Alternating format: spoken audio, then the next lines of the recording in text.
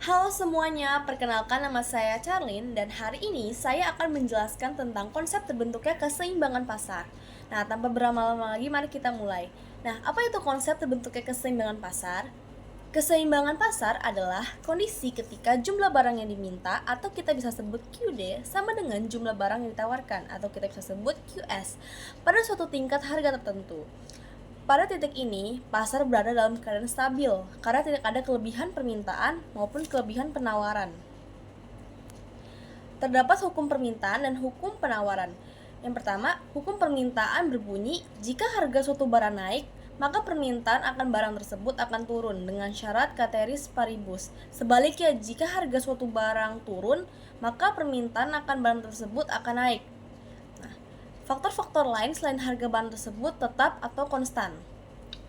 Nah, hukum penawaran berbunyi, jika harga barang tersebut naik, maka penawaran akan barang tersebut akan naik dengan syarat ceteris paribus. Hukum permintaan dan penawaran harus menggunakan syarat ceteris paribus untuk menyederhanakan analisis dan mengisolasi dampak satu variabel, yaitu harga, terhadap variabel lain. Asumsi ini memungkinkan ekonom untuk menganalisis hubungan antara harga dan kuantitas barang dengan menganggap semua faktor lain seperti pendapatan, selera, dan biaya produksi tetap konstan.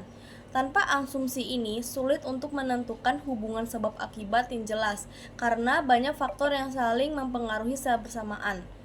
Nah, faktor-faktor yang mempengaruhi permintaan yaitu yang pertama, harga barang itu sendiri, ada pendapatan, selera konsumen, harga barang lain, perkiraan jumlah penduduk.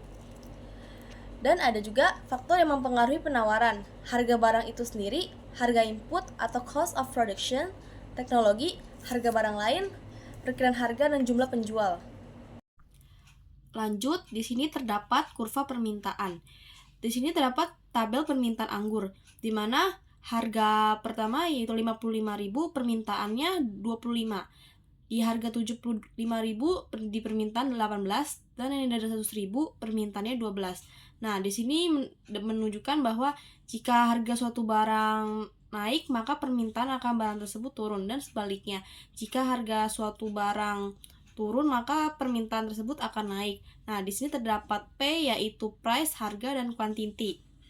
Nah, di sini juga terdapat fungsi permintaan yaitu QD sama dengan A min BP dan PD sama dengan A min BQ. Di mana QD itu jumlah barang yang diminta, A tersebut adalah konstanta, PD tersebut harga barang yang diminta, dan B itu koefisien. Lanjut, terdapat kurva penawaran, di mana harga pertama 65.000, terdapat penawarannya 15, dan harga kedua 95.000, penawarannya 30, dan 125.000, penawaran 45.000. Di sini menunjukkan jika semakin harga suatu barang itu naik, maka penawaran akan barang tersebut akan naik juga. Selanjutnya yaitu rumus keseimbangan fungsi permintaan dan penawaran. Nah, di sini terdapat rumusnya QD sama dengan QS atau PD sama dengan PS. QD yaitu jumlah barang yang diminta sama dengan jumlah barang yang ditawarkan, atau harga barang yang diminta dan harga sama dengan harga barang yang ditawarkan. Contoh soalnya, diketahui QD sama dengan 50 kurang 5P dan QS sama dengan min 100 tambah 15P. Ditanya harga keseimbangan atau QD dan QS. Nah, pertama-tama kita harus mencari harga keseimbangannya dulu dengan memasukkan rumus tersebut, yaitu QD sama dengan QS. QD-nya 50 kurang 5P sama dengan min 100 tambah 15P.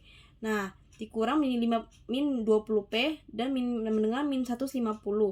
Nah, mendapatkan harga keseimbangan P yaitu 7,5. Nah, untuk selanjutnya kita harus membuktikan apakah mereka jawabannya sama. Nah, QD sama dengan 50 kurang 5P. Nah, 50 kurang 5 kali 7,5 dan mendapatkan hasil 37,5. Berarti QD-nya mendapatkan hasilnya 12,5. Nah, selanjutnya ada QS. Berarti kita tinggal masukin aja min 100 tambah 15P. Berarti tinggal dikali 112,5. Mendapatkan hasil 12,5. Nah, jadi kesimpulannya pada saat harga 7,5, QD dan QS-nya adalah 12,5. Selanjutnya yaitu menghitung keseimbangan pasar sebelum dan sesudah intervensi pemerintah. Nah, di sini terdapat contoh soal. Diketahui QD sama dengan 40 kurang 5P, dan QS min 20 tambah 3P, dan tax itu pajak sama dengan 12. Nah, cara menghitungnya itu kita harus menghitung sebelum pajaknya ini baru sesudahnya. Nah, sebenarnya cara ini tuh sama seperti yang tadi, kita tinggal masukin rumus aja. QD sama dengan QS, yaitu 40 kurang 5P sama dengan min 20 tambah 3P. Nah, tinggal dikurang aja dan mendapatkan P-nya 7,5. Dan kita membuktikan satu-satu, QD sama dengan 40,5P. Nah, mendapatkan hasilnya 2,5. Nah, QS juga sama saja, kita masukin mendapat 2,5. Berarti hasilnya sama. Nah, setelah itu setelah pajak.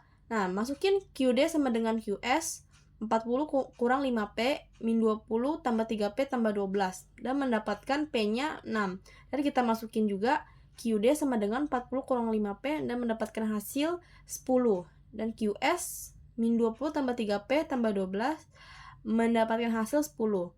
Jadi kesimpulannya setelah adanya pajak, perkembangan berubah dari 7,5 menjadi 6. Selanjutnya yaitu ada elastisitas. Nah, sebelum kita masuk ke contoh soal, kita harus tahu dulu nih, apa itu elastisitas? Nah, elastisitas adalah kepekaan atau respon dari jumlah barang yang diminta atau ditawarkan akibat perubahan faktor yang mempengaruhinya. Dan elastisitas ini ada faktor-faktor yang mempengaruhinya, yaitu barang mewah dan barang kebutuhan, ketersediaan barang substitusi, definisi pasar, dan rentang waktu. Nah, juga elastisitas ini ada jenis-jenisnya. Yang pertama, elastis uniter. Nah, elastis ini harus memiliki angka 1. Nah, yang kedua, elastis itu harus lebih dari 1. Yang elastis sempurna itu harus infinity, dan inelastis itu di bawahnya 1. Dan elastis sempurna, elastisnya sama dengan 0. Masuk ke contoh soal, pertanyaannya, toko sepatu pas pada akhir tahun melakukan cuci gudang untuk semua jenis sepatu, dari sepatu anak-anak sampai sepatu dewasa. Nah, harga sepatu anak yang semulanya harganya 20.000 turun menjadi 15.000. Akibat penurunan harga, jumlah permintaan sepatu anak meningkat dari yang 1.000 menjadi 4.000. Nah, di sini pertanyaannya, hitunglah koefisien elastisitas. Ya, masukin rumusnya. Perubahan jumlah barang sama dengan perubahan jumlah harga kali harga awal-awal sama dengan barang awal-awal. Nah, perubahan jumlah barang yang minta 4.000 min 1.000. Nah, per 15.000 kurang 20.000 dikali 20.000 per 1.000. Nah, dikurang menjadi 3.000 per min 5.000 kali 20, dan hasilnya min 12. Nah, min 12 ini sebenarnya min itu tidak berpengaruh, dan 12 itu kan di atasnya 1, berarti jenis elastisitas ini termasuk elastis biasa itu. Nah, jadi artinya perubahan harga naik 1% menyebabkan perubahan jumlah barang yang diminta turun menjadi 12%. Itu saja penjelasan dari saya tentang konsep keseimbangan pasar. Kesimpulan yang kita bisa ambil yaitu, jika harga satu barang naik, maka permintaan akan barang tersebut akan turun. Sebaliknya, jika harga satu barang turun, maka permintaan akan barang tersebut akan naik. Nah, untuk penawaran, jika harga satu barang naik, maka penawaran akan barang tersebut akan naik juga. Nah, sekian video dari saya. Semoga video saya dapat bermanfaat dan kalian semua bisa paham. Nah, terima kasih yang sudah mendengarkan.